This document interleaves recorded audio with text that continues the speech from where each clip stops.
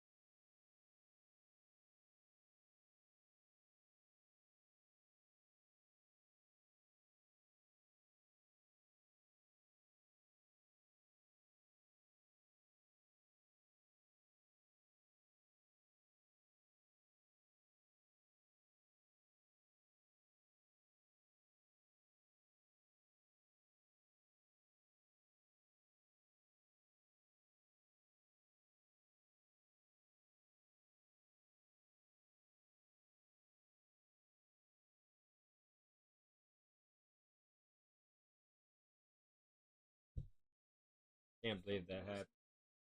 That shit.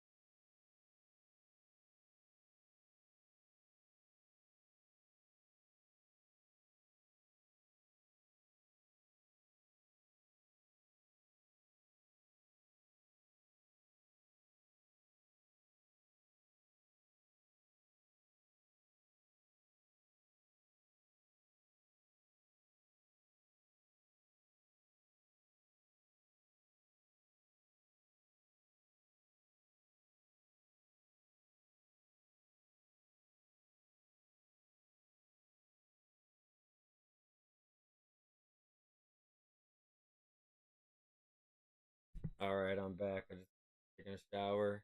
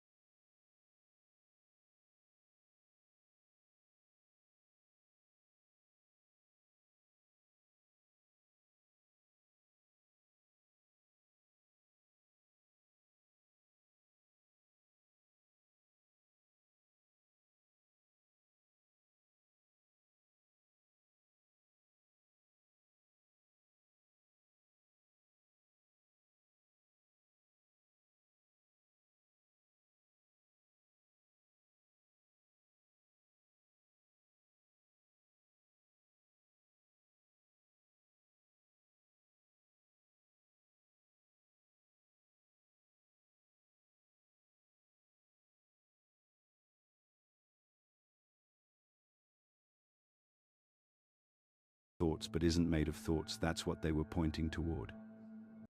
It's the consciousness that's aware of your emotions but isn't limited by them. It's what remains constant, whether you're experiencing joy or sadness, success or failure, clarity or confusion. Now, I know this probably feels anticlimactic. You were probably hoping for something more spectacular, more mystical, more special, and I get why. We've been conditioned to expect spiritual fireworks, dramatic revelations, cosmic downloads. But here's the thing. Awareness itself is ordinary, not exotic. It's so fundamental to your experience that you overlook it completely while searching for something more impressive. Your mind creates the illusion of separation by constantly generating the sense of, I am this, or I am that. I am successful. I am struggling. I am spiritual. I am lost. I am awakened. I am confused. Each identification creates a sense of being a separate someone having experiences, when the reality is much simpler. Think of it like a movie screen. Whether it's showing a horror movie or a comedy, an action film or a documentary, the screen itself remains completely unchanged. It's not affected by the content. It doesn't become scary during the horror scenes or funny during the comedy. The monad is like that unchanging screen of awareness in which all your experiences appear. This is exactly what Jesus was pointing toward when he said, "Before Abraham was, I am," not the personal I am Jesus, but the fundamental I am that exists before any identity forms. Thoth taught the same recognition through different cultural language. When he described the awareness that exists prior to the formation of the ego mind. But here's why this understanding threatens entire spiritual industries. It's too simple. There's no complex system to learn, no levels to achieve, no certifications to earn, no expensive retreats to attend. You can't commodify what you already are. You can't sell someone a path to what they've never actually left. If the monad is what you already are, then all seeking is actually moving away from it. Every technique, every practice, every method that promises to get you there is based on the false assumption that you're currently here and need to travel somewhere else. But awareness doesn't have a location. It's not hiding in your chakras or waiting at the end of a spiritual journey. I've watched people mistake all kinds of experiences for monad recognition. They have a powerful meditation where they feel connected to everything that's just another experience appearing in awareness. They take psychedelics and have mystical visions of unity, still just content appearing in the same awareness that's aware of your grocery list. They feel energy moving through their body during breath work. More phenomena arising in the same unchanging space of knowing. These experiences can be beautiful, meaningful, even transformative. But they're not the monad. They're experiences the monad is aware of. The awareness that knows the mystical vision is the same awareness that knows your mundane thoughts about what to have for lunch. It doesn't prefer one over the other. This is why people can have the most profound spiritual experiences and still feel like something's missing. They're looking for the monad in the content of experience instead of recognizing it as the context in which all experience appears. They're looking for the screen in the movie instead of recognizing that they're already the screen on which every movie plays. The recognition of the monad isn't about gaining something new. It's about seeing what was never absent. It's not about becoming aware you already are awareness. It's about recognizing that the seeker, the path, and the goal are all appearances in the same undivided awareness that you fundamentally are. The real question isn't how to find the monad. The real question is, what are you, right now, that's aware of reading these words? That which is aware of your thoughts about these ideas, aware of any resistance or excitement arising, aware of the sounds around you, aware of the sensations in your body that's not separate from what the ancients called the monad. And once you really see this, everything changes. Not because you become something different, but because you stop pretending to be something you never actually were. Here's what the early Gnostic Christians understood that got them hunted down and their texts burned. You were never actually separated from the monad, not for a single moment, not even now. This wasn't some feel-good spiritual platitude they invented to comfort themselves. This was the core revelation that threatened the entire foundation of institutional religion. Think about it: if people realized they were never cut off from source consciousness, what would happen to the whole apparatus of salvation, intermediaries, and religious authority? The Gospel of Thomas puts it plainly. The kingdom of heaven is spread upon the earth, and men do not see it. Not will be spread, not might be spread. If you're good enough, is spread, right now. The Apocryphon of John goes further, explaining that what we call separation is actually a kind of forgetfulness, like falling asleep and dreaming you're someone else. But here's where it gets interesting. The separation you feel so convinced is real. It's constructed entirely from layers of identification that have accumulated over your awareness like sediment. Let's examine exactly what these layers are and how they create the illusion of being cut off from your essential nature. The first layer is identity, the story of who you think you are. This isn't just your name or job title. It's the entire narrative you've built about being a separate person with particular characteristics, preferences, and history. Notice how much mental energy goes into maintaining this story. You're constantly reinforcing it through internal dialogue. I'm the kind of person who, or that's not like me too. This identity feels absolutely real and necessary. But watch what happens during deep sleep. Where does this precious identity go? It disappears completely, yet awareness continues. The second layer is memory, your personal history that seems to prove you're a continuous, separate being. But memory is far more fluid and reconstructive than we imagine. Every time you recall an event, you're actually recreating it, not accessing some fixed file. Neuroscience confirms that memories change each time they're retrieved. The you that experienced something 10 years ago exists only as a present moment reconstruction. Yet we use this constantly shifting collection of mental impressions to prove our separateness.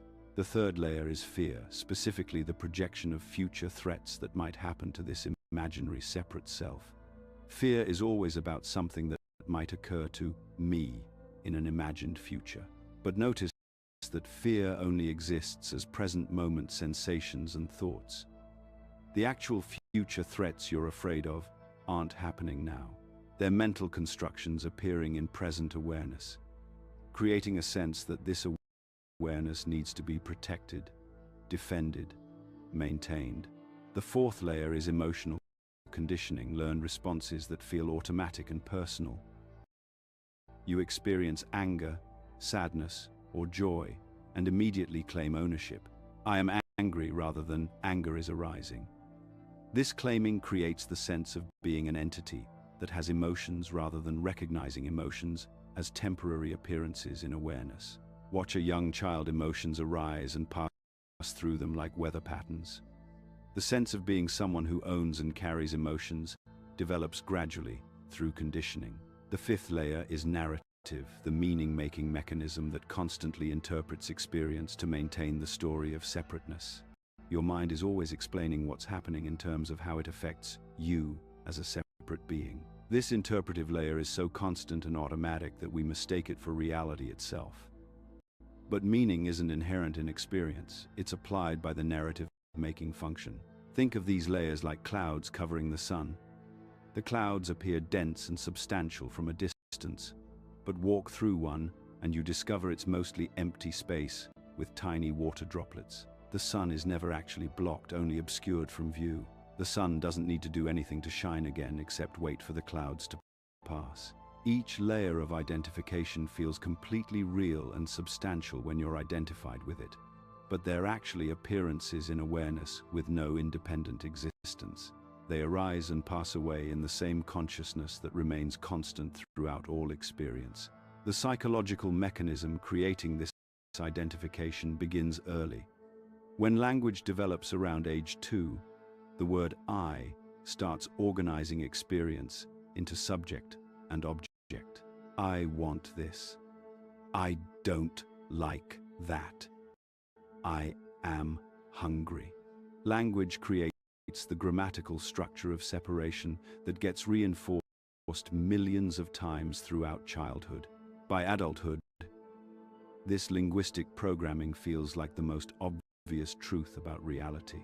This identification feels convincing and necessary because it served survival functions during development.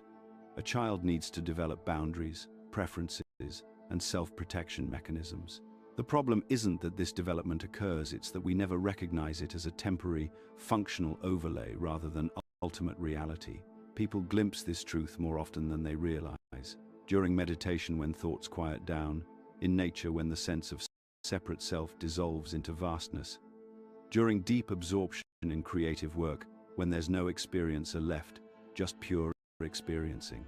These glimpses reveal what's always true, but they're quickly forgotten or dismissed as just experiences, rather than recognized as revelations of your actual nature. The most common objection is obvious. If we're not separate, why does separation feel so real? Why does suffering exist? Here's where the dream analogy becomes crucial. In a dream, you can experience intense suffering, fear, joy, or love while never actually leaving your bed.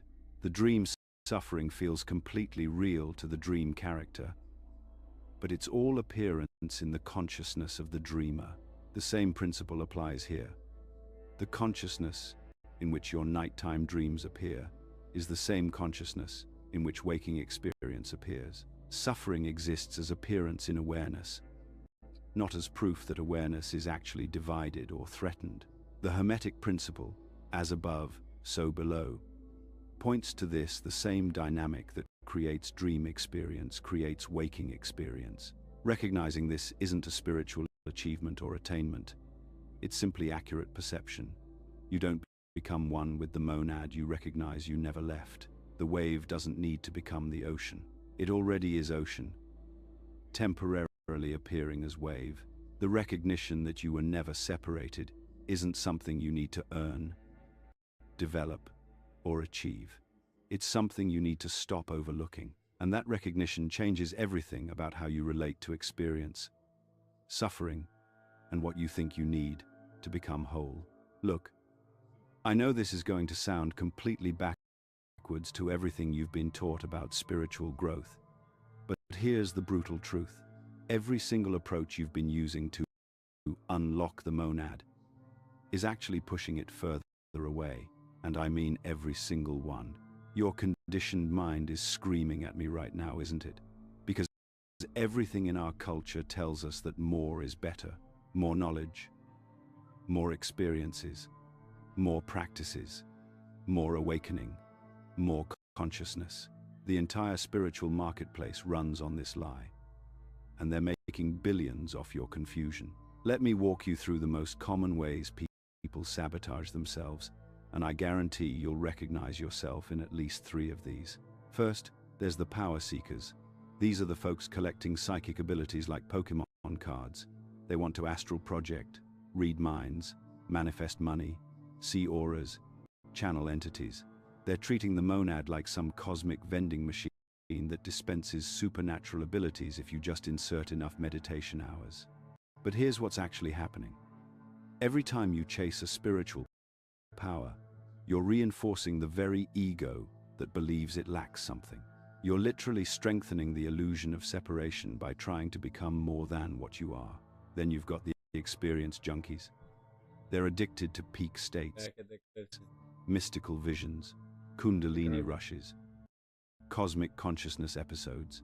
They hop from ayahuasca ceremonies to meditation retreats to breathwork sessions, always chasing the next big awakening experience. I've watched people spend decades and tens of thousands of dollars collecting these experiences like trophies. But notice what happens after every peak experience. You come down, you return to baseline, and then you need another hit. That's not awakening, that's spiritual addiction. The identity collectors are even more subtle. They've turned being spiritual into their entire personality. They speak in mystical language, wear the right crystals, post the right quotes, attend the right workshops, They've memorized every Gnostic text, every Hermetic principle, every esoteric teaching. But all they've done is swap one identity for another. Instead of being John the accountant, they're now John the awakened lightworker. The monad doesn't care about your spiritual resume. Here's where it gets really insidious. The technique accumulators. These people have a meditation practice for every day of the week. 17 different breathing techniques, sacred geometry tattoos, and a library of spiritual methods that would make Amazon jealous. They believe that somewhere in all that accumulation is the magic formula that will finally unlock the secret. But every new technique you learn is just more mental furniture, more concepts cluttering up the space where recognition could happen naturally. The concept worshippers might be the most trapped of all. They can explain the monad philosophically, quote the Gospel of Thomas from memory, and debate Hermetic principles until dawn. But they've turned living awareness into dead knowledge. They're studying the menu instead of eating the meal. I've met people who can lecture for hours about consciousness, but have never actually investigated what awareness is in their direct experience. And finally, there's the destination seekers. They treat the monad like some cosmic location they need to travel to. They're always asking, how do I get there? What's the fastest path? How long will it take? But you can't travel to what you already are. It's like trying to find your own eyes by looking in a mirror. The very effort to locate them proves you're using them. Here's the analogy that finally made this clear to me. Imagine you're in a perfectly silent room, but you believe silence is something you need to create. So you start making noise, chanting, drumming, playing music, hoping that somehow all this sound will produce silence.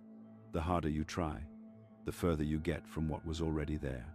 Every spiritual effort to get the monad is exactly like trying to find silence by making noise. The spiritual marketplace has built an entire economy around this fundamental error. They're selling you increasingly complex systems, expensive initiations, and secret practices that promise to deliver what you already are. The more confused you become, the more products they can sell you. It's brilliant marketing, but it's spiritual fraud. Let's talk about why this addition approach feels so compelling. Because understanding this psychology is crucial. First, it gives your ego something to do. The ego's entire existence depends on having projects, goals, and achievements. Spiritual seeking is the ultimate ego project because it never actually ends.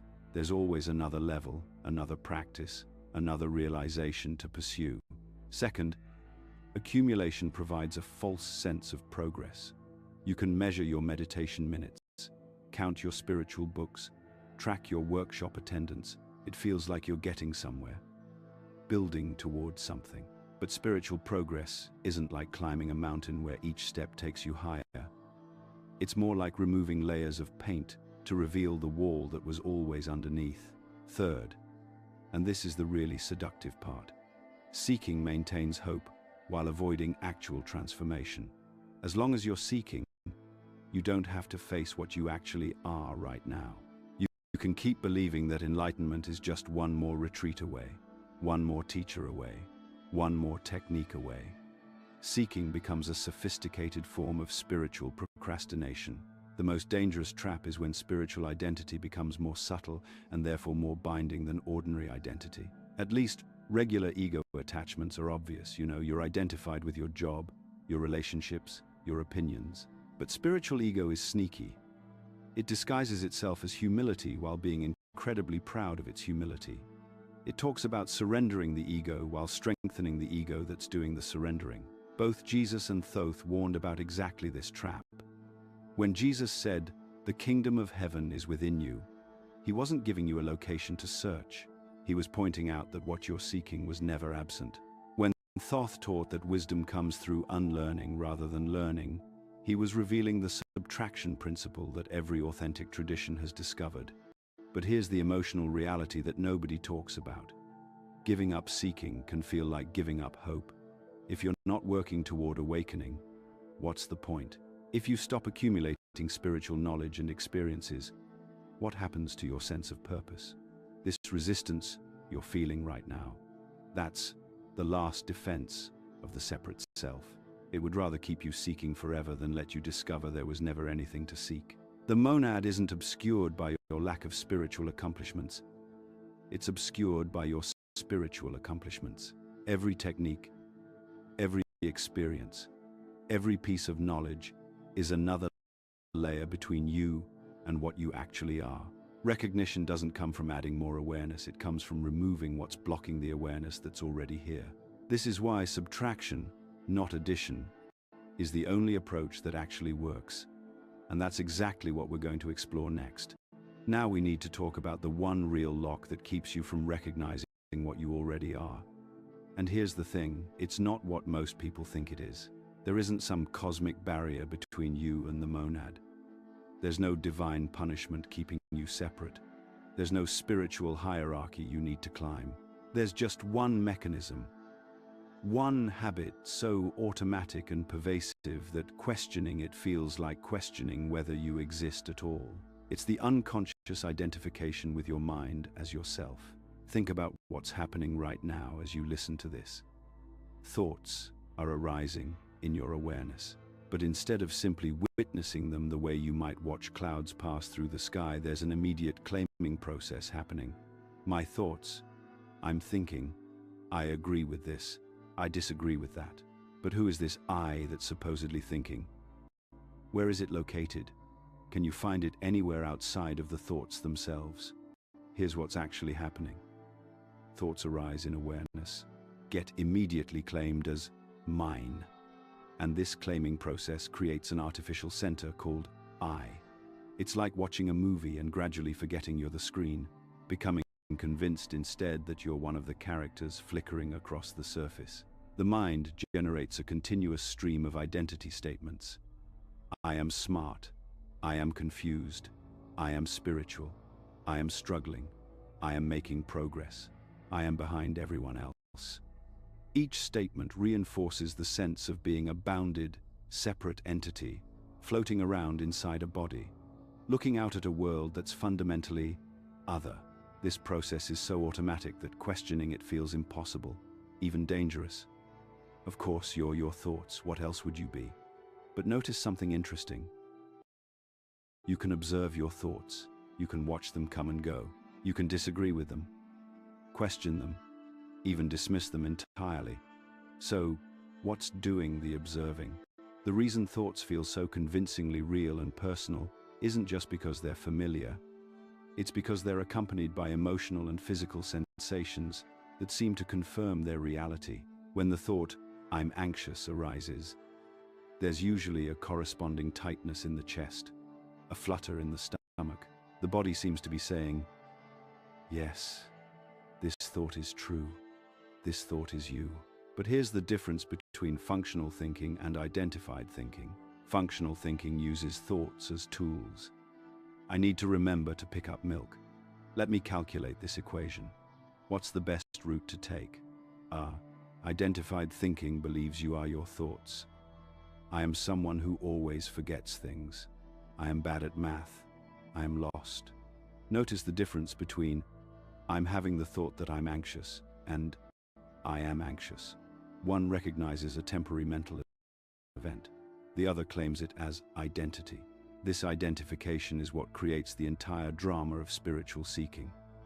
If you believe you are your thoughts, then you must find something outside yourself to complete you. You need better thoughts, higher thoughts, no thoughts, different thoughts. You need experiences, states, realizations, awakenings. The Gnostic texts call this the false self, or what we might recognize as ego. But they weren't describing something evil that needs to be destroyed. They were pointing to a case of mistaken identity that simply needs to be seen through. It's not that the ego is bad, it's that it's not actually there in the way we think it is. Every emotional reaction reinforces this identification. Anger seems to prove that I exist as something that can be threatened. Fear confirms that I am vulnerable. Desire demonstrates that I am incomplete. The stronger the emotion, the more real this separate self feels. This is why recognizing mind identification is so difficult. It threatens the entire structure of how we've organized our lives around this false center. Every relationship, every goal, every story about your past and future, all of it is built on the assumption that you are this thinking, feeling, separate entity. But people do glimpse the truth, usually during experiences where thinking stops completely. Extreme sports, emergencies, intense meditation, even moments of profound beauty. Suddenly the mental commentary ceases and there's just pure awareness, self-evident and complete. No I thinking about awareness, just awareness, being aware.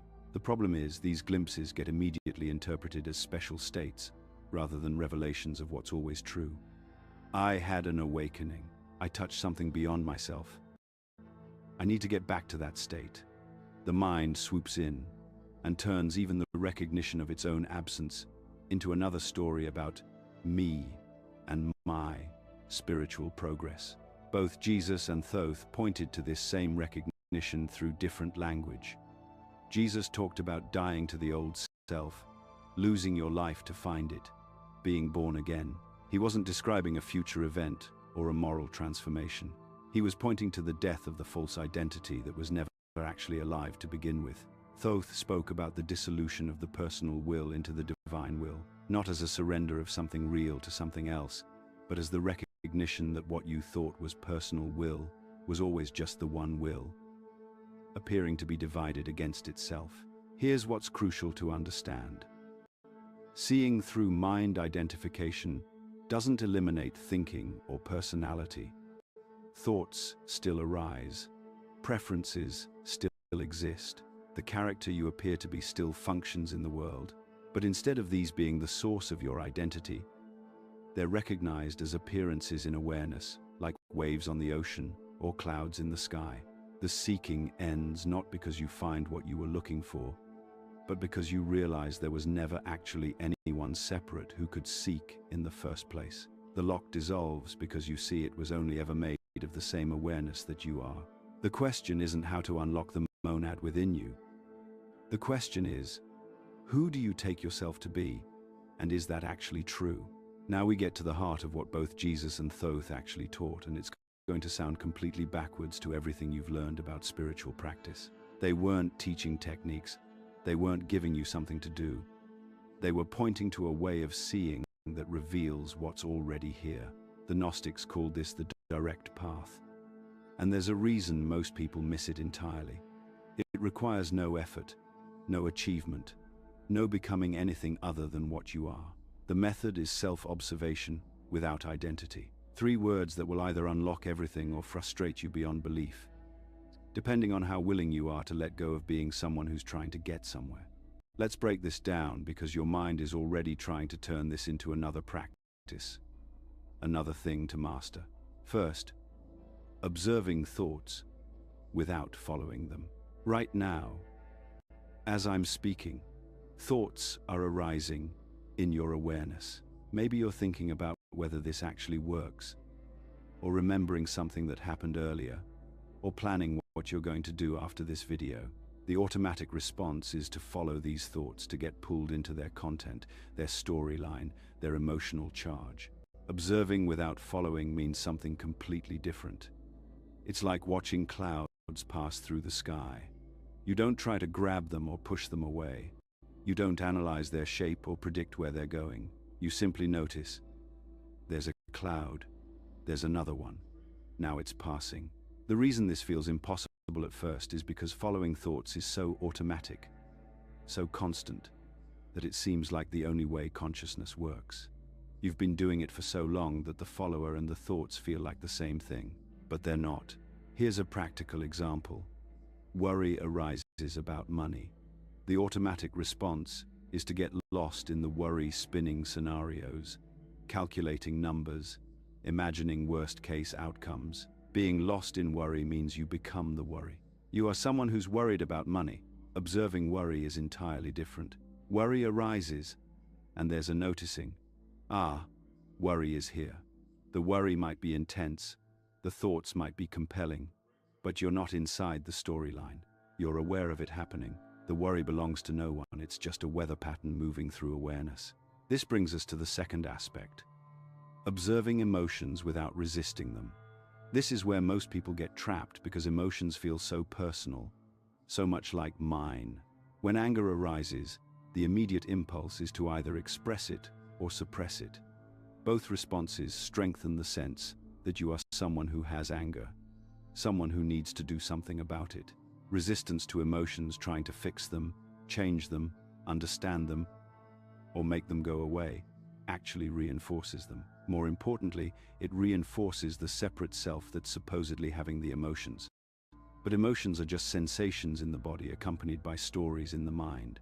When you observe them without identity, their temporary nature becomes obvious. Anger arises, peaks, and dissolves.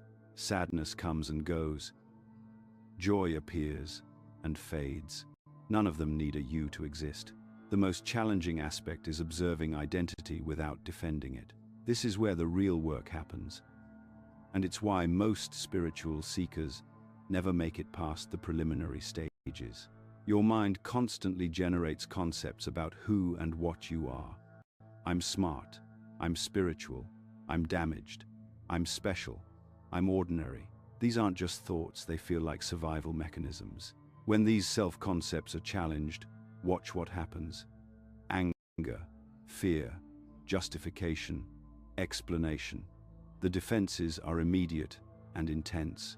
Someone questions your intelligence, and there's an instant reaction. Someone challenges your spiritual understanding. Someone treats you as ordinary when you know you're special. And irritation flares. These reactions aren't personal flaws, they're the identity maintenance system in action. Observing identity without defending it means watching these concepts arise without buying into them or fighting against them. I'm successful. Okay, there's that thought. I'm a failure. There's that one too. I'm awakened. I'm hopeless. Just weather patterns in awareness. When observation becomes stable, and this can't be forced or rushed, something extraordinary happens. The observer begins to reveal itself as distinct from everything being observed. But this observer isn't another identity, isn't a spiritual ego, isn't a someone who's now enlightened. The observer is awareness itself, recognizing its own nature. This is what the Gnostics called gnosis, direct knowing rather than belief or concept. It's what Jesus meant when he spoke of the kingdom of heaven being within you.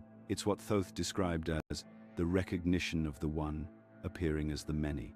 This process can't be forced because awareness recognizes itself naturally when the mechanisms that obscure it are seen through. It's like cleaning a mirror. You don't force the mirror to reflect. You remove what's covering it. If you want to begin, start simple. Observe your breath without trying to control it. Notice when you get lost in thought without judging yourself for it. Watch emotions arise and pass like weather patterns. The key is starting without an agenda, without trying to achieve a state or become someone who's good at observing.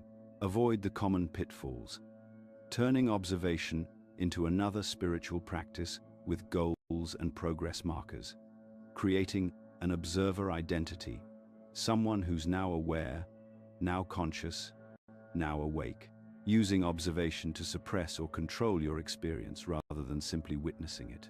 Jesus taught this through parables about watching and waiting, the servants staying alert for their master's return, the wise virgins keeping their lamps lit. Thoth called it the art of allowing, letting reality be as it is, while remaining aware of what's aware. When observation stabilizes, the monad reveals itself not as something you've achieved or unlocked, but as what was doing the observing all along. The seeker, the sought, and the seeking were never separate. There was only ever awareness, appearing as the play of experience, recognizing itself through the very mechanism you thought was keeping you from it. The next section will show you exactly what happens when this recognition becomes permanent, and why everything you thought you knew about enlightenment was just the beginning. Here's the truth about what actually happens when the monad unlocks within you.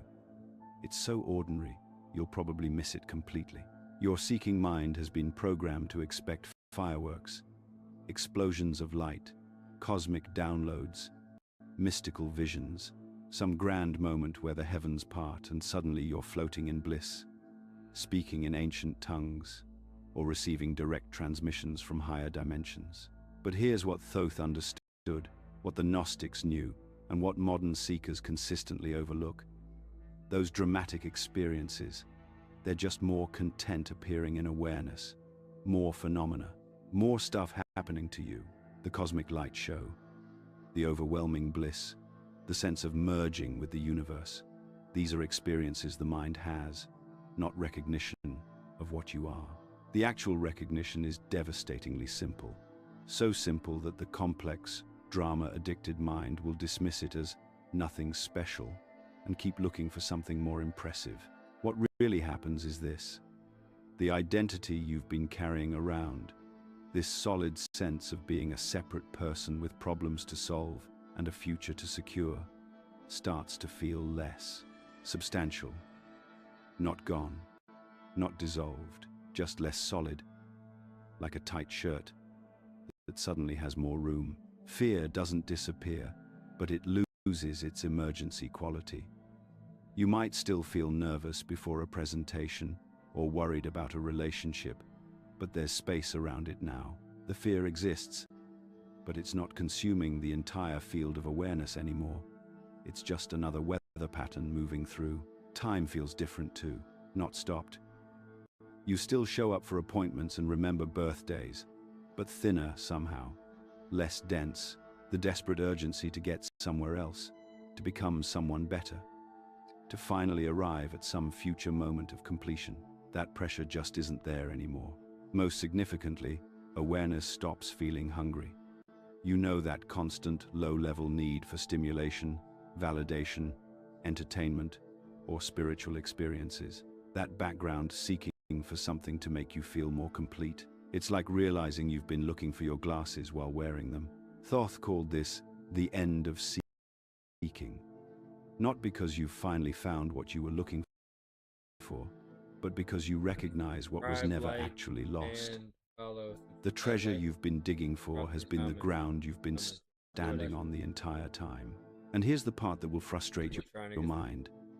Life continues exactly as before. Your personality doesn't evaporate. You still prefer certain foods, get annoyed by certain people, have the same sense of humor. Your responsibilities remain. Your relationships continue. Your quirks and preferences and human reactions are all still there. The only thing that shifts is the center of gravity. Instead of everything revolving around the story of me and my problems, it's all happening within this vast aware space that doesn't have problems. It just notices whatever appears. Think of it like realizing you've been wearing colored glasses your entire life. When you take them off, the world looks essentially the same, but now you understand that the particular tint you were seeing was being added by the glasses, not inherent in reality itself. This is why the recognition feels anticlimactic to the seeking mind.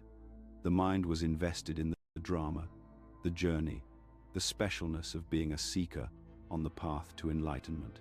This recognition ends that story, and the mind initially experiences this as a kind of death, which, in a way, it is.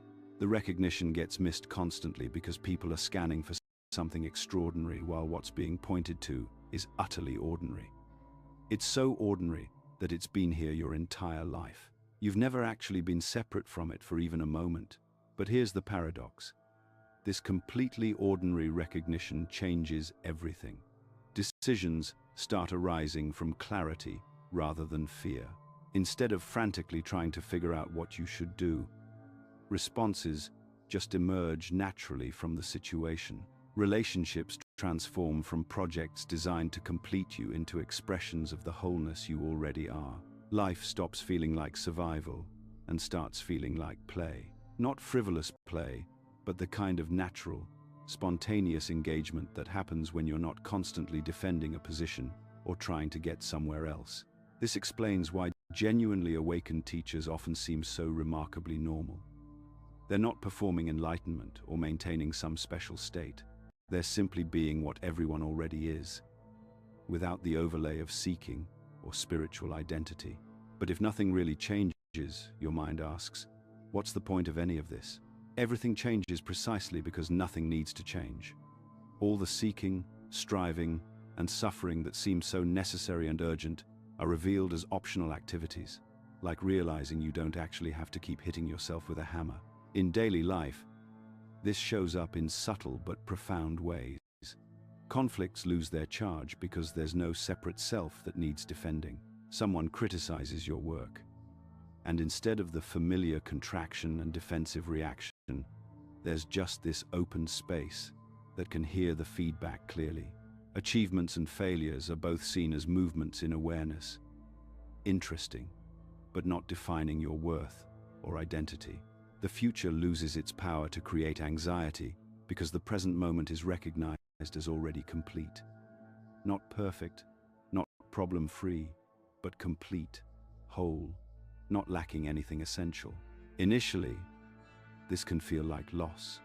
The loss of the familiar drama of seeking, the loss of spiritual specialness, that identity of being someone on a path, working on themselves, evolving towards something better, the loss of problems to solve, which, strangely, the mind often experiences as a loss of purpose.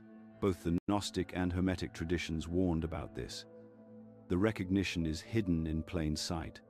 It's too simple, too immediate, too ordinary for the complex mind to accept as the answer to its seeking. People often ask whether this recognition is permanent. The monad itself, this aware presence that you are, is permanent. It's been here your entire life and will be here until your last breath. But the clarity of recognition can get clouded again by unconscious identification with thoughts and emotions. However, once you've seen it clearly, it becomes increasingly difficult to fully believe in separation again. It's like trying to believe that the movie screen is actually being damaged by the explosions in the action film. You might get caught up in the story, but some part of you remembers what's real. The most extraordinary thing about this recognition is that it's available right now. Not as a future achievement after years of practice or purification, but as present reality waiting to be acknowledged. The monad isn't something you unlock. It's what's looking through your eyes right now, reading these words, aware of being aware. If this video resonated with you, let us know by commenting, "I understood."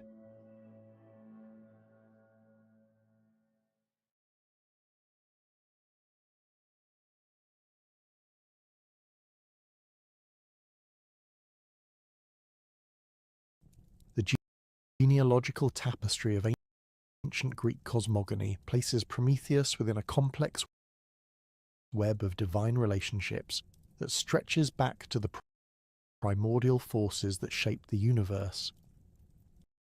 Born to Iapetus, one of the 12 original titans who ruled before the Olympian gods, and Clymene, an Oceanid daughter of the ancient sea titan Oceanus, Prometheus emerged during the second generation of divine beings, when the cosmic order was still malleable and the boundaries between mortal and immortal realms remained fluid. Iapetus himself occupied a position of considerable significance among the first-generation titans, those primordial deities who represented the fundamental forces of nature and cosmic order. As one of the 4 pillars of heaven alongside his brothers Copas, Crius, and Hyperion, Iapetus embodied aspects of mortality and human suffering that would later manifest dramatically in his offspring. The ancient sources consistently identify him as a figure associated with craftsmanship, violence, and the mortal condition, characteristics that would profoundly influence his son Prometheus's eventual relationship with humanity. Clymene, Prometheus's mother, brought her own divine heritage to this union. As an Oceanid, she belonged to the 3,000 daughters of Oceanus and Tethys, representing the life-giving waters that surrounded and permeated the ancient world. Her lineage connected Prometheus to the aquatic realm and the nurturing aspects of creation, balancing the more austere and potentially destructive elements inherited from his titanic father. Some later traditions identify her alternatively as Asia, another Oceanid. though Hesiod's account consistently maintains Clymene as the mother of Iapetus's 4 sons. The cosmic environment into which Prometheus was born differed radically from the ordered pantheon that would later emerge under Zeus's rule. During this primordial period, the Titans governed a universe still in formation, where the laws of physics and divine authority remained subject to constant negotiation and conflict. The Earth itself bore the scars of earlier cosmic battles, particularly the violent castration of Uranus by his son Cronus, which had fundamentally altered the relationship between sky and earth, male and female, order and chaos. Prometheus shared this divine heritage with 3 brothers, each representing distinct aspects of divine and mortal experience. Atlas, perhaps the most famous of the 4, would eventually bear the weight of the heavens on his shoulders as punishment for his role in the Titanomachy. His massive frame and incredible strength made him the archetypal figure of endurance and burden, characteristics that ancient artists consistently depicted in sculptures and paintings throughout the Mediterranean world. Menoetius, the 3rd brother, embodied violence and rash action, traits that would lead to his destruction by Zeus's thunderbolt and his subsequent imprisonment in Tartarus alongside the other defeated Titans. Epimetheus, whose name forms a deliberate linguistic counterpoint to Prometheus, represented the principle of afterthought and reactive wisdom. Where Prometheus possessed the ability to perceive consequences before they occurred, Epimetheus consistently acted first and considered the implications only after events had unfolded.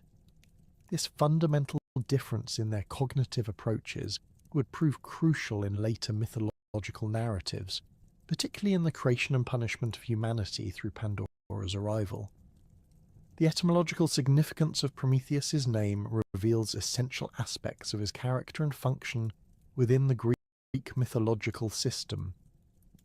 Derived from the Greek words pro, meaning before, and metheus, meaning counsel or thought, Prometheus literally embodies foresight and premeditation. This linguistic construction contrasts sharply with Epimetheus, whose name combines epi, meaning after, with the same root metheus, creating a divine pair that represents the temporal dimensions of wisdom and decision-making. Ancient Greek speakers would have immediately recognized this etymological relationship, understanding that the 2 brothers represented complementary but opposing aspects of divine intelligence. Prometheus's foresight enabled him to anticipate consequences and plan accordingly, while Epimetheus's hindsight provided wisdom only after experiences had concluded. This temporal division of cognitive function reflects broader Greek philosophical concerns about the nature of knowledge, causation, and moral responsibility. Hesiod's Theogony, composed around 700 BC, provides the earliest systematic account of Prometheus's place within the cosmic hierarchy. Writing during a period when Greek civilization was emerging from the so-called Dark Ages and beginning to develop the literary and philosophical traditions that would define classical antiquity, Hesiod presented Prometheus as a figure whose cunning intelligence posed both benefits and dangers to the established order. The Theogony establishes Prometheus's reputation for meti, a Greek concept encompassing cunning intelligence, practical wisdom, and strategic thinking. This quality distinguished him from other divine figures who relied primarily on physical strength, magical power, or traditional authority. Prometheus's meti enabled him to navigate complex situations through cleverness and deception, characteristics that would repeatedly bring him into conflict with Zeus's desire for absolute control over the cosmic order. Hesiod's portrayal presents Prometheus as fundamentally ambiguous, neither entirely beneficent nor malevolent, but rather as a figure whose intelligence operated according to principles that sometimes aligned with and sometimes opposed the interests of both gods and mortals. This moral complexity reflects the sophisticated understanding of divine psychology that characterized early Greek religious thought, recognizing that even benevolent actions could produce unintended consequences and that wisdom itself could become a source of conflict. The genealogical position of Prometheus within the Titanic generation placed him at a crucial juncture in cosmic history. As a second-generation divine being, he possessed sufficient power and authority to challenge the established order while remaining subject to the superior force of the Olympian gods who would eventually overthrow the Titanic regime. This intermediate position enabled him to serve as a mediator between different levels of cosmic authority, though his interventions often complicated rather than resolved the tensions between divine and mortal realms. The relationship between Prometheus and his brothers reflected broader patterns of divine behavior that characterized the pre-Olympian era.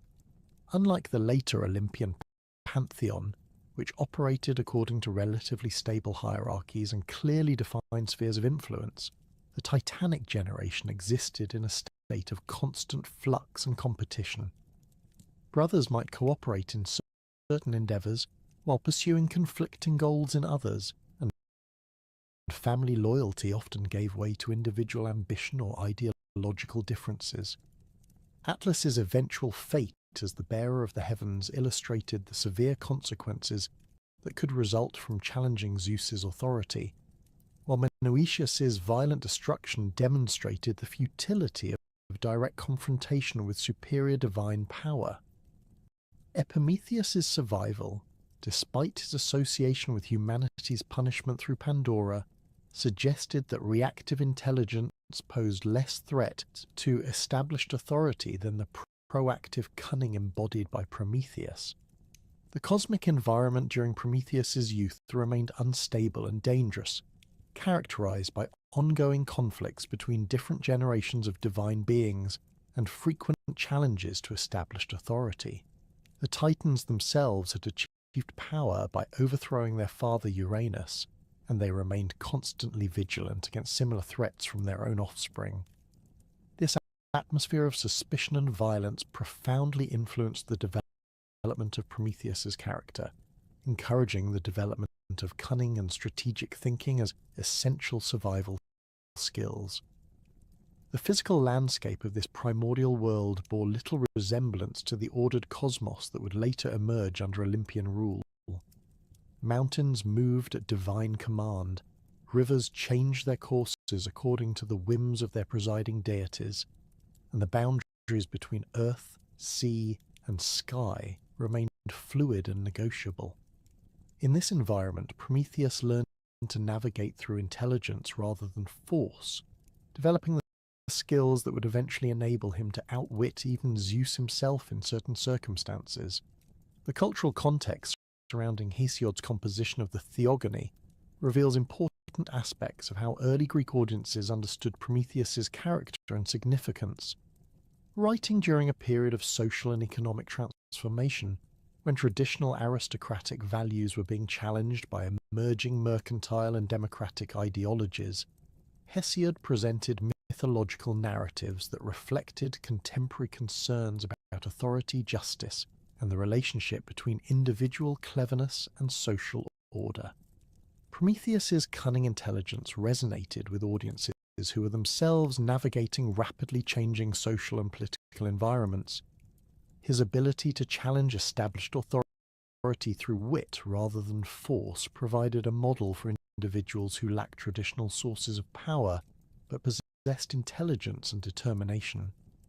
Simultaneously, his eventual punishment served as a warning about the dangers of excessive ambition and the limits of individual agency within larger cosmic systems. The theological implications of Prometheus's genealogy extended beyond mere family relationships to encompass fundamental questions about the nature of divine authority and cosmic justice. As a descendant of both titanic power and oceanic nurturing, Prometheus embodied tensions between different models of divine governance that would eventually be resolved through the establishment of Zeus's Olympian order. The cosmic stability that had characterized the early Titanic period began to fracture as Cronus' paranoia intensified and his increasingly tyrannical behaviour alienated both his divine subjects and his own children. The prophetic warnings that had driven him to devour his offspring upon birth created an atmosphere of perpetual tension within the divine hierarchy. As the Titans themselves began to question whether their leader's actions served the greater cosmic order or merely his personal survival instincts.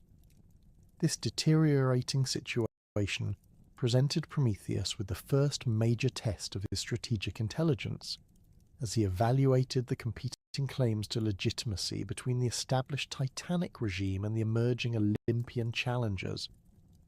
When Zeus finally escaped his father's digestive imprisonment and began marshalling support for his rebellion, the divine cosmos split into opposing factions with unprecedented clarity. The majority of first-generation Titans, bound by ancient loyalties and fearful of change, rallied to Cronus' banner despite their private reservations about his leadership methods. Atlas, Prometheus' own brother, committed himself fully to the Titanic cause, bringing his immense physical strength to bear in defense of the old order. Menœtius similarly chose familial loyalty over strategic calculation, his violent temperament aligning naturally with Cronus' increasingly desperate military tactics. Prometheus, however, recognized that the conflict represented more than a simple succession dispute between father and son. His prophetic abilities, inherited from his Titanic lineage but refined through careful observation and analysis, revealed to him the fundamental weakness of Cronus' position. The Titan King's reliance on fear and suppression had created systemic instabilities that no amount of military force could ultimately resolve. Zeus's rebellion, by contrast, offered the possibility of establishing a more rational and sustainable cosmic order, though success remained far from guaranteed, given the enormous disparity in initial resources and experience between the two sides. The decision to abandon his Titanic heritage and support Zeus required Prometheus to overcome powerful psychological and social pressures. His father Iapetus stood among Cronus' most trusted lieutenants, and breaking with family loyalty violated fundamental principles of divine behavior that had governed cosmic politics since the overthrow of Uranus. Moreover, Zeus's forces initially appeared hopelessly outnumbered and outmatched, consisting primarily of young and inexperienced deities who lacked both the military knowledge and the established power bases of their Titanic opponents.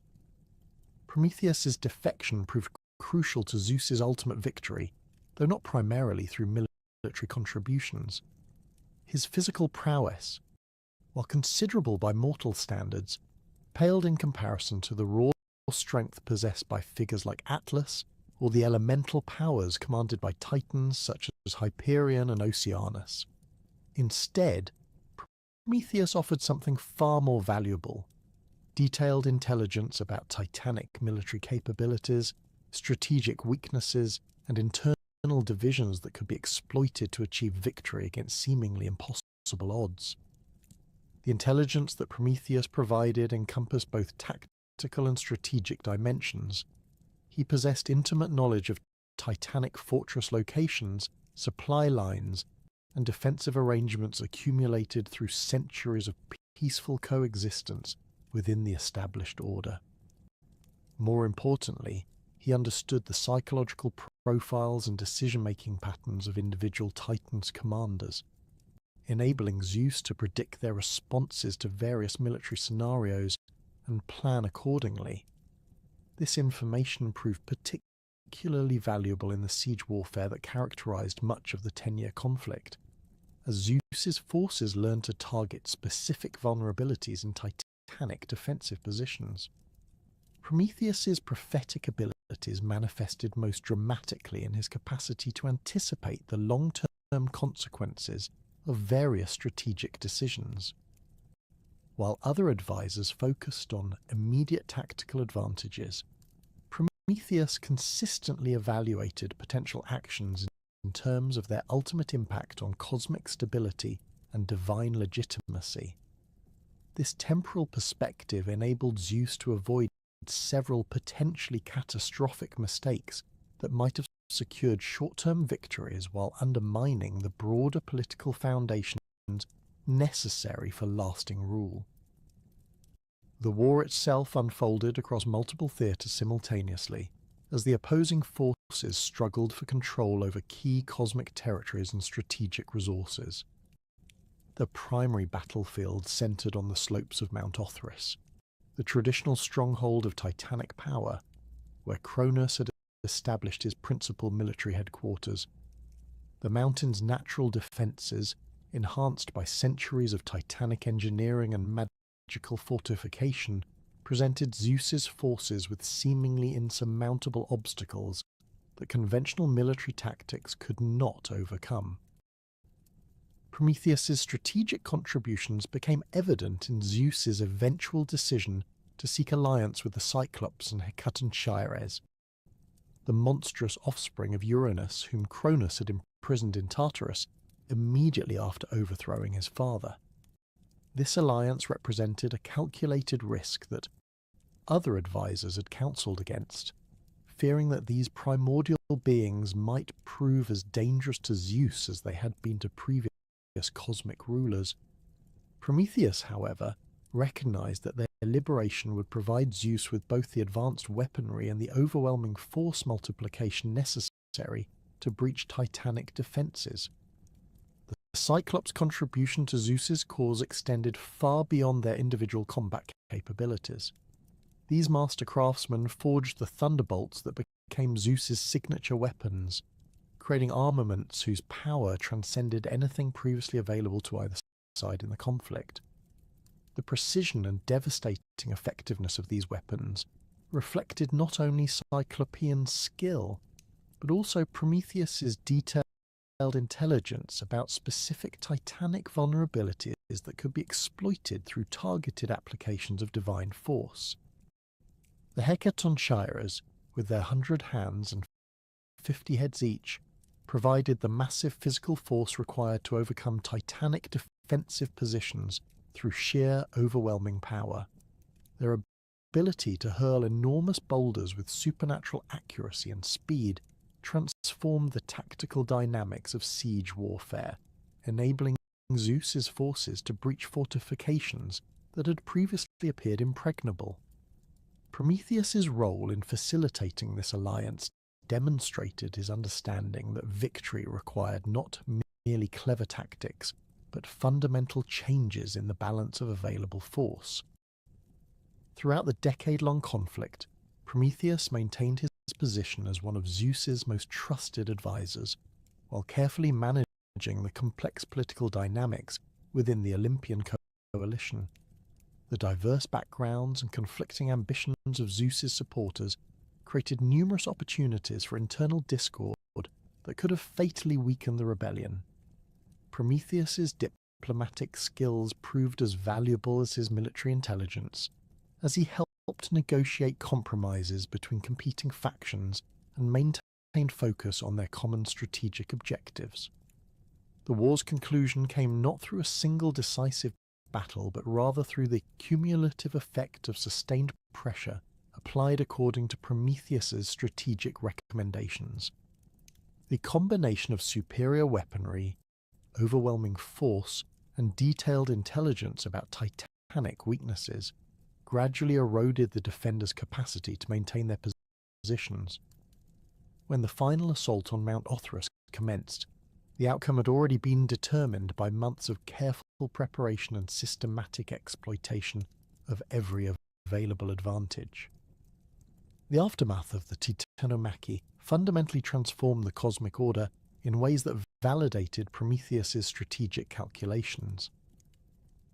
Zeus's victory established a new divine hierarchy based on merit and contribution rather than mere genealogical precedence, creating opportunities for advancement that had not existed under the rigid Titanic system. The defeated Titans faced varying degrees of punishment, depending on their level of resistance and their strategic importance to the old order, with some receiving relatively lenient treatment, while others endured eternal torment in Tartarus. Atlas received perhaps the most symbolically significant punishment, being condemned to bear the weight of the heavens on his shoulders for eternity. This sentence reflected not only his military leadership during the war, but also his representation of the physical strength and endurance that had characterized Titanic rule. His eternal burden served as a constant reminder of the consequences of opposing Zeus's authority, while simultaneously ensuring that his formidable power could never again threaten the established order.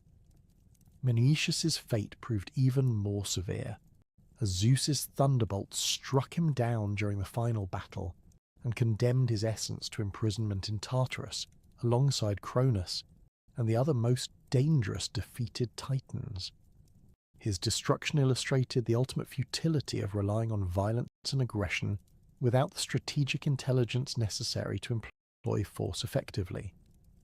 The contrast between his fate and Prometheus's elevation highlighted the importance of choosing the correct side in cosmic conflicts.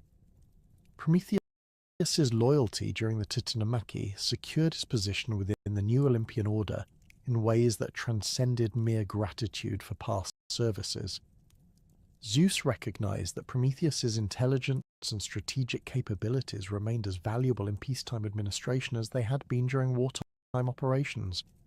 The complex task of establishing stable governance over a cosmos that had been fundamentally disrupted by a decade of warfare required exactly the kind of foresight and analytical thinking that Prometheus had demonstrated throughout the conflict.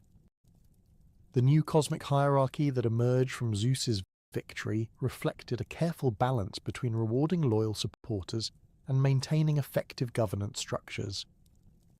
Prometheus found himself occupying a unique position as the only Titan to achieve significant influence within the Olympian system, serving as a bridge between the old order and the new.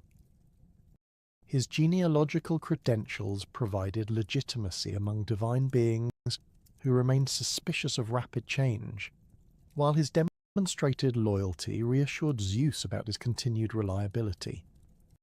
This intermediate position carried both advantages and risks that would become increasingly apparent as the post-war settlement solidified into permanent arrangements. Prometheus's access to Zeus's inner circle enabled him to influence policy decisions and advocate for positions that reflected his broader understanding of cosmic stability and divine justice. However, his Titanic heritage also made him a potential focal point for any residual opposition to Olympian rule, creating ongoing scrutiny of his actions and motivations.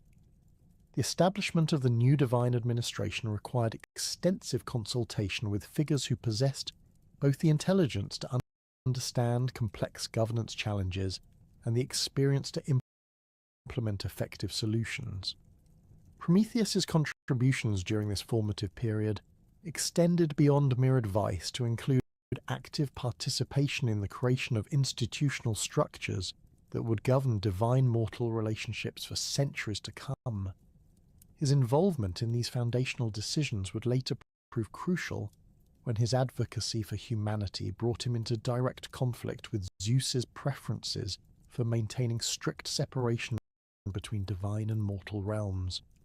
The transition from cosmic warfare to peaceful governance presented Zeus with unprecedented administrative challenges that required careful consideration of how divine authority should manifest in the newly ordered universe. Among the most pressing concerns was the question of whether mortal beings should exist at all, and if so, what relationship they should maintain with their divine creators. The devastation wrought by the Titanomachy had left vast regions of the earth barren and lifeless, creating empty spaces that seemed to cry out for inhabitants capable of appreciating the beauty and order that the Olympian victory had made possible. Prometheus's unique position within the new divine hierarchy made him a natural participant in these fundamental decisions about the cosmos's future development. His intelligence and foresight, proven invaluable during the war, now turned toward questions of creation rather than destruction.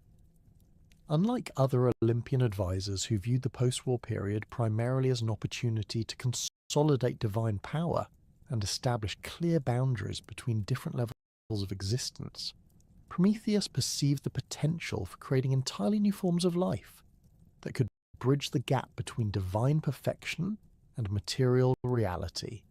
The earliest discussions about mortal creation took place within Zeus's inner council during the immediate aftermath of the Titanomachy, when the king of the gods was still formulating the basic principles that would govern his reign. Various proposals emerged from different divine factions, each reflecting distinct philosophical approaches to the relationship between creators and created beings. Some advisors advocated for the creation of simple, obedient creatures who would serve primarily as sources of worship and tribute, while others suggested more complex beings capable of independent thought and creative achievement. Prometheus's contributions to these debates revealed his sophisticated understanding of the cosmic balance that needed to be maintained between divine authority and mortal agency.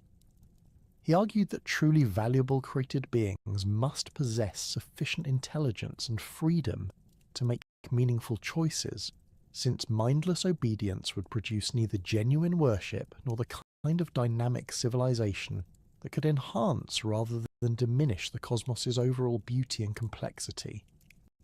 This perspective reflected his broader philosophical commitment to the principle that intelligence, properly guided, represented the highest form of divine gift. The actual process of human creation, as recorded in various ancient sources, involved a complex combination of divine collaboration and individual initiative that reflected the political realities of the early Olympian period. While Zeus retained ultimate authority over all creative decisions, the practical implementation of human formation required expertise and skills that no single deity possessed in their entirety. Prometheus's role in this process stemmed from his unique combination of titanic heritage, which connected him to the primordial forces of creation, and Olympian loyalty, which ensured his commitment to the new cosmic order. Ovid's account in the Metamorphoses, composed centuries later during the Roman period, preserves important details about the physical mechanics of human creation that illuminate Prometheus's specific contributions to the process. According to this tradition, Prometheus gathered clay from the banks of rivers that had been blessed by the gods, mixing earth with water in proportions that reflected his understanding of the elemental balances necessary for sustainable life. The clay itself possessed no inherent vitality, but its composition and preparation determined whether the resulting creatures would possess the durability and adaptability necessary for long-term survival. The shaping of human forms from this prepared clay required not only artistic skill, but also intimate knowledge of divine anatomy and the principles that governed the relationship between physical structure and spiritual capacity. Prometheus's work during this phase demonstrated his mastery of both technical craftsmanship and theoretical understanding of how material forms could accommodate immaterial essences. Each human figure he created represented hours of careful attention to proportions, joint articulation, and internal cavity formation that would later house the organs necessary for independent life. The question of whether Prometheus worked alone or in collaboration with other deities during the creation process reflects broader uncertainties about the distribution of creative authority within the early Olympian system. Some traditions suggest that Zeus directly participated in the formation of human beings, contributing his own divine breath to animate the clay figures that Prometheus had shaped. Other accounts indicate that Athena played a crucial role in the process, providing the intellectual capabilities that distinguished humans from other mortal creatures through her association with wisdom and strategic thinking. The archaeological evidence from ancient Greek religious sites supports the interpretation that human creation was understood as a collaborative divine effort rather than the work of a single creator. Votive offerings and temple decorations frequently depict multiple deities participating in creation scenes, with Prometheus typically shown in the act of shaping clay, while other figures contribute various forms of divine essence or blessing. These artistic representations suggest that ancient audiences understood human creation as requiring the combined efforts of several divine specialists rather than the independent action of any individual deity. Prometheus's appointment as humanity's special protector and advocate emerged naturally from his central role in their creation, establishing a bond between Titan and mortal race that transcended normal divine-mortal relationships. Unlike other deities who maintained relatively distant and formal connections with their worshippers, Prometheus developed a personal investment in human welfare that reflected his understanding of their potential for growth and achievement. This protective relationship was not merely sentimental, but rather reflected his strategic assessment that humanity's success would ultimately benefit the entire cosmic order. The early period following human creation, often referred to as the Golden Age in later mythological traditions, provided Prometheus with opportunities to demonstrate the practical benefits of his advocacy for mortal interests. During this era, humans lived in harmony with both their natural environment and their divine creators, experiencing none of the suffering and conflict that would later characterize their existence.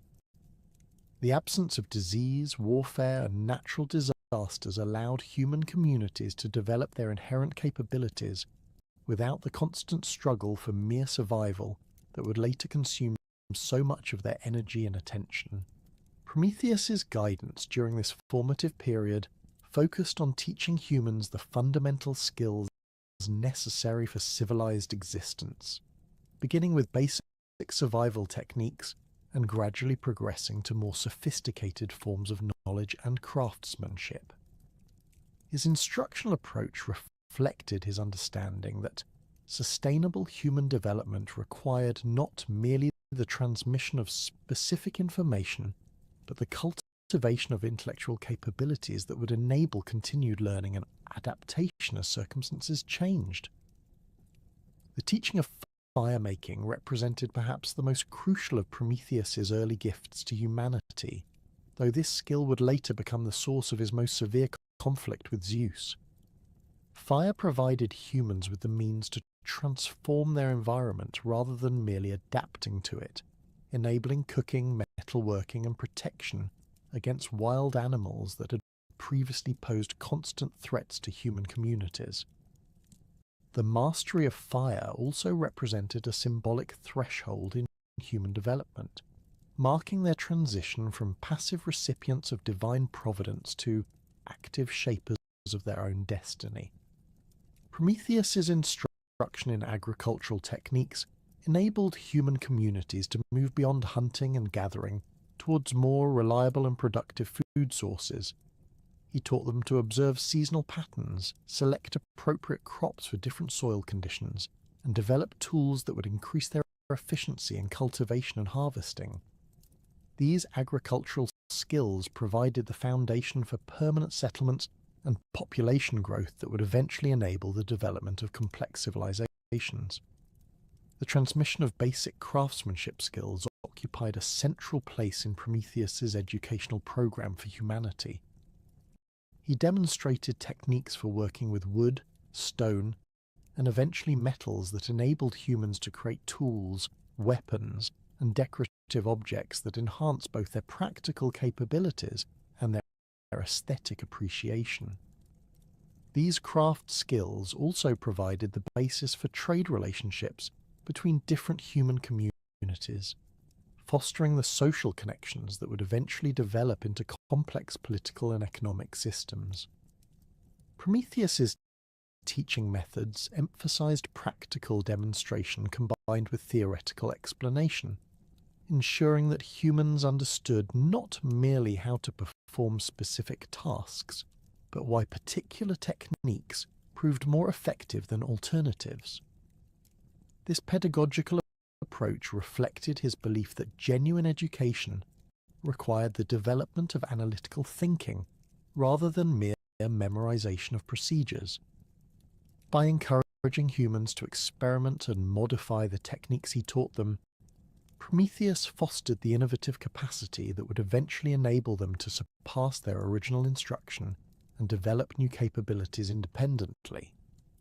The mathematical and astronomical knowledge that Prometheus shared with early humans provided them with tools for understanding natural patterns and predicting future events within their limited sphere of influence. He taught them to observe celestial movements and use this information for navigation, agricultural planning, and the development of calendar systems that would enable more sophisticated social organization. This scientific education represented a crucial step in human intellectual development, establishing the foundation for the rational thinking that would later characterize their most significant achievements. The development of language and communication systems received particular attention in Prometheus's educational program, as he recognized that human potential could only be fully realized through effective cooperation and knowledge transmission between individuals and across generations.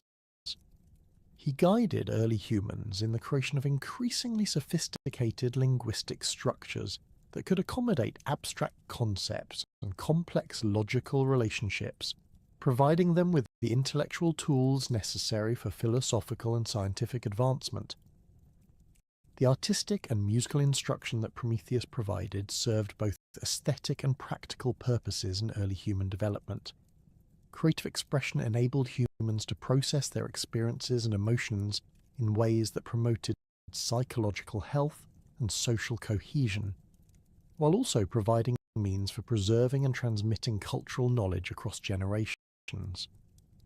The development of artistic traditions also distinguished human communities from other mortal creatures, establishing cultural identities that would later become sources of both pride and conflict. Prometheus's guidance in the establishment of social institutions reflected his understanding that individual human capabilities, however well developed, required coordinated effort to achieve their full potential. He helped early communities develop systems of leadership, law, and resource distribution that balanced individual freedom with collective welfare. These institutional frameworks provided the stability necessary for long-term cultural development, while maintaining sufficient flexibility to accommodate changing circumstances and growing knowledge. The religious instruction that Prometheus provided to early humans established appropriate relationships between mortal and divine realms that honored the gods while maintaining human dignity and agency. He taught them forms of worship and sacrifice that expressed genuine gratitude without degrading into mere civility, and explained the cosmic principles that govern divine behavior so that humans could understand their place within the larger universal order. This religious education aimed to prevent the kind of misunderstandings that might lead to conflicts between human ambition and divine authority. The harmonious relationship between gods and mortals that had characterized the early Golden Age began to show signs of strain as human communities grew larger and more sophisticated under Prometheus's careful guidance. Zeus, observing these developments from his throne on Mount Olympus, expressed increasing concern about the trajectory of human advancement and the potential implications for divine authority. The king of the gods had initially approved of humanity's existence as a source of worship and tribute, but their rapid intellectual and cultural development suggested possibilities that extended far beyond their originally intended role as grateful recipients of divine beneficence. The specific catalyst for the confrontation that would forever alter the relationship between gods and mortals emerged from a seemingly routine administrative matter concerning the proper distribution of sacrificial offerings. As human communities had grown more prosperous and organized, their religious practices had evolved beyond simple expressions of gratitude toward elaborate ceremonial systems that required detailed regulation to prevent misunderstandings or inadvertent offences against divine dignity. Zeus determined that the time had come to establish formal protocols governing these interactions, ensuring that divine prerogatives received appropriate recognition while maintaining the cosmic hierarchy that his victory in the Titanomachy had established. The location chosen for this crucial negotiation was Mekona, an ancient site in the Peloponnese that held particular significance for both divine and mortal participants in the proceedings. The area's natural amphitheatre provided appropriate staging for a gathering that would include representatives from across the spectrum of cosmic authority, while its historical associations with peaceful dispute resolution made it symbolically appropriate for discussions aimed at preventing future conflicts. The geographical features of Mekone itself reflected the cosmic tensions that the gathering sought to address, with elevated positions suitable for divine participants, overlooking lower areas where mortal representatives could observe the proceedings without presuming equality with their immortal superiors. Prometheus arrived at Mekone with a comprehensive understanding of both Zeus's objectives and the potential consequences of various possible outcomes for human welfare.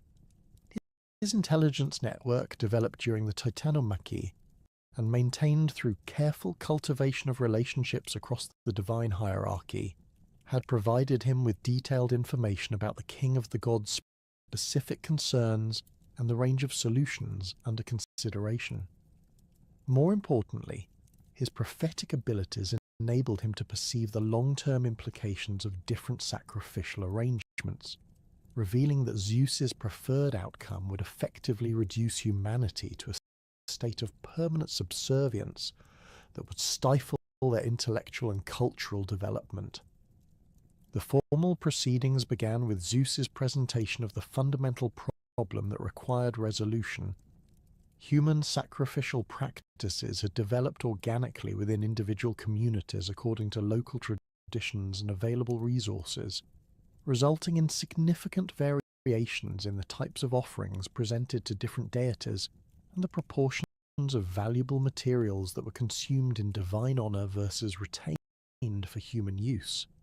This inconsistency created opportunities for misunderstanding and potential offence, as gods might interpret inadequate offerings as signs of disrespect or growing independence from divine authority.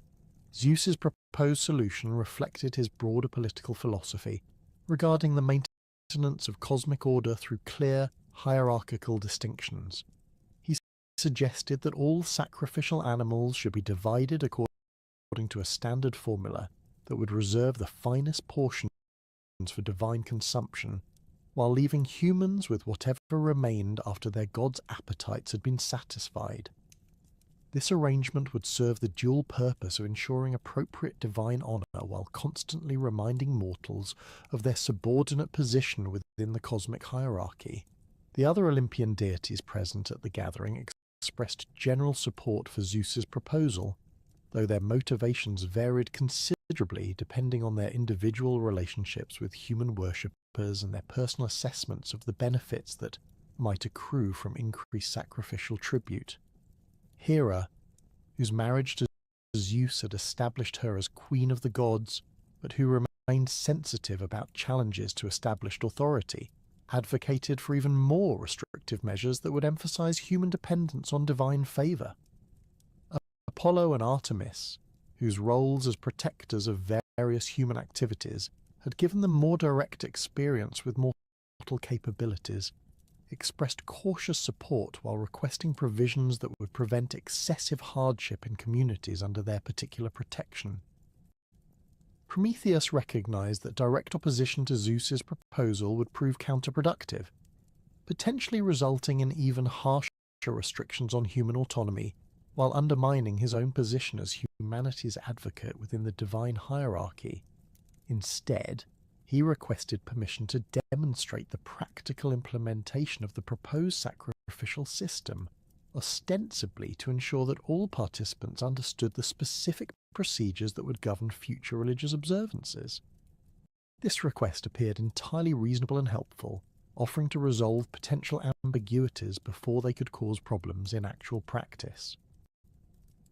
The demonstration that Prometheus proposed required the sacrifice of a large ox, an animal whose size and value made it appropriate for the significance of the occasion, while providing sufficient material for a clear illustration of the distribution principles under discussion. The selection of the specific animal involved careful consideration of various factors including age, health, and physical characteristics that would affect both the quality of different portions and their symbolic significance within the context of divine-mortal relationships. Prometheus personally supervised this selection process, ensuring that the chosen ox would serve his purposes while appearing to conform completely to the requirements of Zeus's proposed system. The actual sacrifice took place in full view of all assembled participants, with Prometheus performing the ritual slaughter according to established religious protocols that emphasize the sacred nature of the act and the respect due to both the animal being offered and the deities receiving the sacrifice. His technique demonstrated complete mastery of the ceremonial requirements, from the preliminary purification rituals through the precise methods of killing that would ensure the animal's quick death and the preservation of blood for appropriate ritual use. The assembled gods observed these proceedings with approval, noting Prometheus's apparent commitment to maintaining proper religious forms. The crucial deception began during the butchering process, as Prometheus divided the carcass into two portions that appeared roughly equal in size and value, but actually represented a carefully calculated redistribution of the animal's most valuable components. His centuries of experience in animal anatomy, combined with a detailed knowledge of divine preferences and human nutritional needs, enabled him to execute this division with surgical precision while maintaining an appearance of straightforward compliance with Zeus's requirements. The first portion, intended for divine consumption, consisted primarily of the animal's bones wrapped in a layer of gleaming white fat that created an impression of abundance and luxury appropriate for the god's elevated status. Prometheus arranged this material with artistic skill, ensuring that the fat's natural translucency and the bone's structural framework combined to create a visually appealing offering that would satisfy divine expectations for appropriate honour and respect. The portion's substantial size and attractive appearance suggested that the gods would receive the finest parts of the sacrifice, confirming their superior position within the cosmic hierarchy. The second portion, ostensibly reserved for human consumption, contained the animal's actual meat concealed within the hide, and less visually appealing internal organs that would normally be discarded or used for utilitarian purposes. Prometheus's arrangement of this material deliberately emphasized its unattractive external appearance, creating the impression that mortals would receive only the least desirable remnants after their divine superiors had claimed everything of genuine value. The contrast between the two portions appeared to confirm Zeus's proposed sacrificial system while actually inverting its practical effects. Zeus's reaction to this demonstration revealed both his satisfaction with the apparent confirmation of a divine superiority and his failure to perceive the actual distribution of valuable materials between the two portions. The king of the gods examined both offerings with apparent care, noting the visual evidence that seemed to support his preferred arrangement of cosmic relationships. The portion designated for divine consumption displayed all the characteristics that he associated with appropriate tribute: impressive size, attractive appearance, and symbolic elements that acknowledge divine authority and power. The theological implications of this deception extended far beyond the immediate question of sacrificial distribution to encompass fundamental issues about the nature of divine omniscience and the limits of even supreme divine authority. Zeus's failure to detect Prometheus's trick suggested that divine intelligence, however vast, remained subject to the same perceptual limitations that affected other forms of consciousness when confronted with skillfully constructed deceptions. This revelation would have profound consequences for future interactions between gods and mortals, establishing precedents for the possibility of successful resistance to divine will through superior strategy and preparation. Prometheus's success in deceiving Zeus also demonstrated the continuing relevance of the Metis, or cunning intelligence, that had characterized his contributions during the Titanomachy. The same analytical capabilities and strategic thinking that had enabled him to anticipate titanic weaknesses and develop effective countermeasures now proved capable of protecting human interests against divine policies that would have severely restricted their potential for advancement. The application of intelligence to overcome superior force remained as effective in peacetime negotiations as it had been in wartime operations. The immediate aftermath of Zeus's acceptance of the deceptive sacrifice established the precedent that would govern Greek religious practice for the subsequent millennium. The king of the gods formally endorsed the division that Prometheus had demonstrated, declaring it the standard that would apply to all future sacrificial offerings throughout the mortal world. This decision created a permanent institutional framework that would ensure human communities retained access to the nutritional resources necessary for their continued development, while providing gods with offerings that satisfied their requirements for symbolic recognition and respect. The practical consequences of this arrangement proved enormously beneficial for human communities across the Greek world, as they gained secure access to animal protein and other valuable resources that might otherwise have been consumed entirely in religious observances. The standardization of sacrificial practices also facilitated trade and cultural exchange between different communities, as travellers could participate in religious ceremonies anywhere in the Greek world without concern about unfamiliar local customs or inadvertent violations of divine preferences. The establishment of these sacrificial customs reflected broader patterns in the development of Greek religious thought that emphasized the contractual nature of divine mortal relationships rather than simple subordination or dependence. Humans would provide gods with appropriate honor and recognition through ceremonial offerings, while deities would reciprocate with protection, guidance, and material blessings that enabled mortal communities to prosper and develop their capabilities. This reciprocal arrangement created space for human agency and advancement while maintaining divine authority over cosmic affairs. The theological framework that emerged from the Mecone deception also established important precedents for the interpretation of divine commands and the appropriate responses to apparently unreasonable divine demands. Prometheus's successful resistance to Zeus's proposed restrictions suggested that mortals possessed both the right and the obligation to protect their legitimate interests against divine policies that would prevent them from fulfilling their potential as rational beings capable of contributing to cosmic harmony and beauty. The influence of the Mecone precedent extended throughout subsequent Greek religious development, shaping everything from temple architecture to festival celebrations in ways that reflected the fundamental principles established through Prometheus's deception. Sacrificial altars were designed to accommodate the division of offerings according to the Mecone model, while religious calendars incorporated festivals that celebrated both divine authority and human capabilities in balanced recognition of their respective contributions to cosmic order.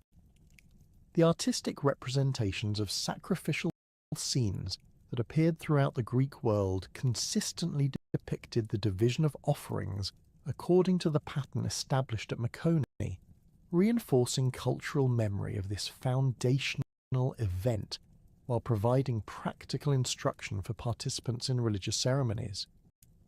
These visual reminders served both educational and political functions, ensuring that each generation understood both the proper procedures for divine worship and the historical precedents that protected their access to resources necessary for community survival and development. Zeus's discovery of the Mechani deception triggered a fundamental shift in his attitude toward both humanity and their divine protector. The king of the gods had initially dismissed the sacrificial arrangement as a minor administrative matter, but deeper reflection revealed the broader implications of Prometheus's successful manipulation. The realization that he'd been outwitted through clever presentation rather than superior force represented a direct challenge to the intellectual supremacy that formed a crucial component of divine authority. More troubling still was the recognition that this deception had established a precedent suggesting that divine commands could be circumvented through sufficient cunning and preparation. The immediate consequence of Zeus's growing suspicion manifested in a series of increasingly restrictive policies designed to limit human access to resources and knowledge that might enable further challenges to divine prerogatives.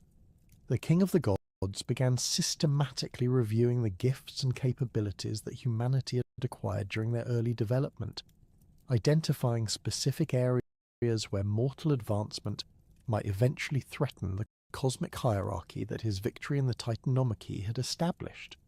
This comprehensive assessment revealed numerous sources of concern, but none more significant than humanity's growing mastery of technical skills that enabled them to modify their environment rather than merely adapting to existing conditions.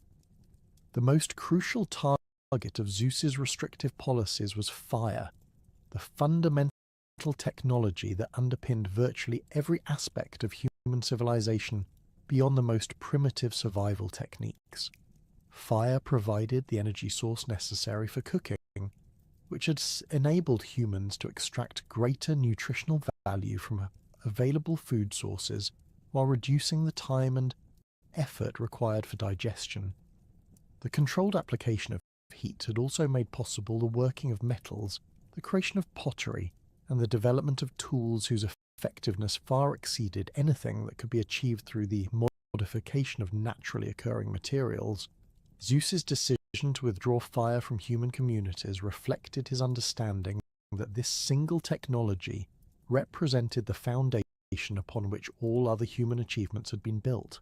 Without access to controlled combustion, human settlements would be forced to abandon their permanent locations and return to the nomadic lifestyle that had characterized their earliest existence. The loss of cooking capabilities would reduce their nutritional efficiency and force them to devote increasing proportions of their time to food procurement rather than the intellectual and cultural activities that had begun to distinguish them from other mortal creatures. The withdrawal of fire also carried profound symbolic significance that extended beyond its practical implications for human survival and development. Fire had traditionally been associated with divine power and cosmic order, appearing in the thunderbolts that Zeus wielded as weapons and in the sacred flames that burned continuously in temples dedicated to various deities.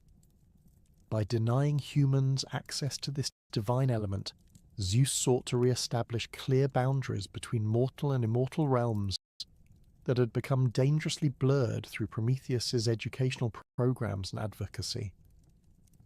The implementation of Zeus's fire prohibition required careful coordination among various divine authorities responsible for different aspects of natural phenomena.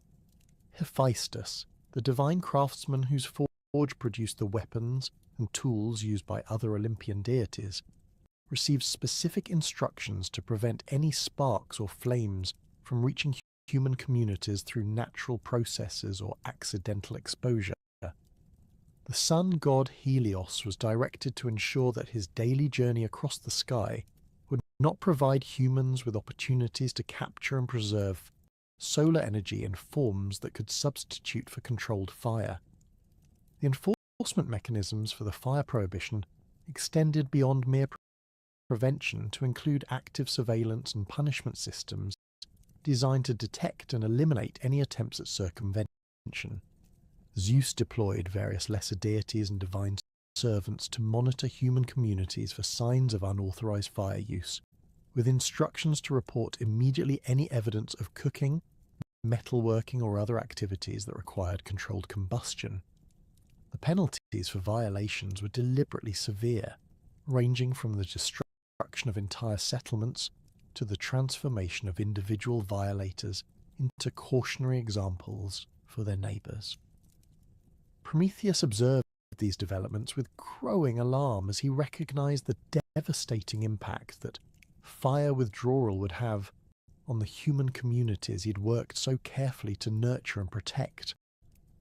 His intelligence network within the divine hierarchy provided him with detailed information about the scope and intensity of Zeus's restrictive measures, revealing that the king of the gods intended not merely to limit human advancement, but to reverse much of the progress that had been achieved during the Golden Age. The systematic nature of these policies suggested that Zeus had moved beyond anger over the Marconi deception toward a fundamental reassessment of humanity's place within the cosmic order. The practical consequences of fire withdrawal became apparent within days of the policy's implementation, as human communities struggled to adapt to the sudden loss of their most essential technology. Cooking fires that had burned continuously for generations were extinguished by divine intervention, leaving families unable to prepare the foods that had become central to their nutritional strategies. Metalworking operations ceased entirely, stranding craftsmen with partially completed projects and forcing communities to rely on increasingly inadequate supplies of existing tools and weapons as their equipment deteriorated through normal use. The psychological impact of fire loss proved even more devastating than its practical consequences, as human communities confronted the reality of their complete dependence on divine favour for access to the most basic requirements of civilized existence. The confidence and sense of agency that had characterized human development during the Golden Age gave way to fear and desperation as people recognized their utter vulnerability to divine displeasure. Many communities attempted to appease Zeus through increased sacrificial offerings and more elaborate religious ceremonies, hoping to demonstrate sufficient humility to earn restoration of their lost privileges.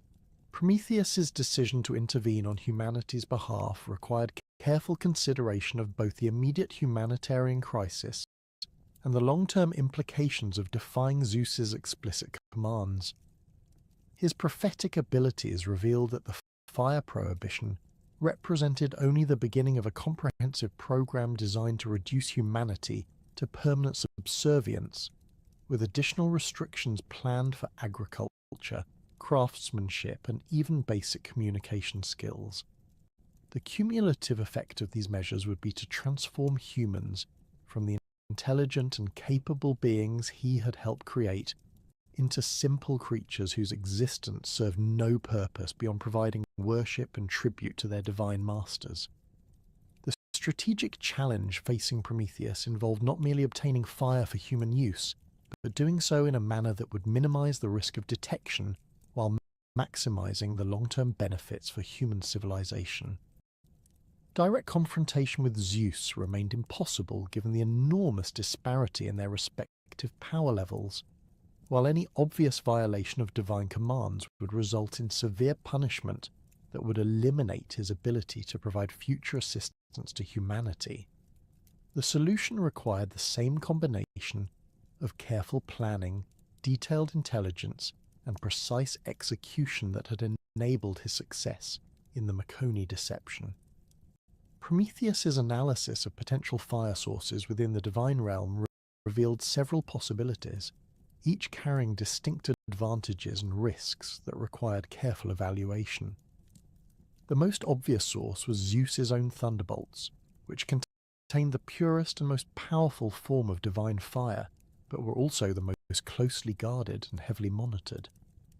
Hephaestus's forge offered another possibility, containing various types of controlled flame that were essential for divine craftsmanship but were subject to constant supervision by the smith god himself and his various assistants.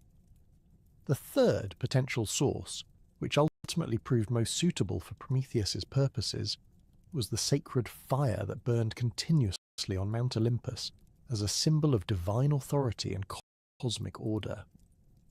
This flame had been kindled from Zeus's own thunderbolt during the establishment of the Olympian regime, making it both symbolically appropriate and practically effective for Prometheus's intended purpose. The fire's location in a relatively accessible area of the divine realm, combined with the predictable patterns of divine activity that left certain periods with minimal supervision, created opportunities for careful theft that could avoid immediate detection.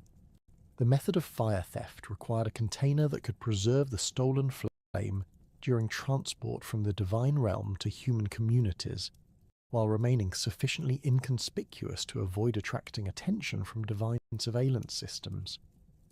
Prometheus's solution involved the use of a hollow fennel stalk, a plant whose natural structure created an ideal combination of insulation and portability that would enable the preservation of fire over the considerable distances involved in the theft operation. The fennel's fibrous interior would smoulder slowly without producing visible flames, while its external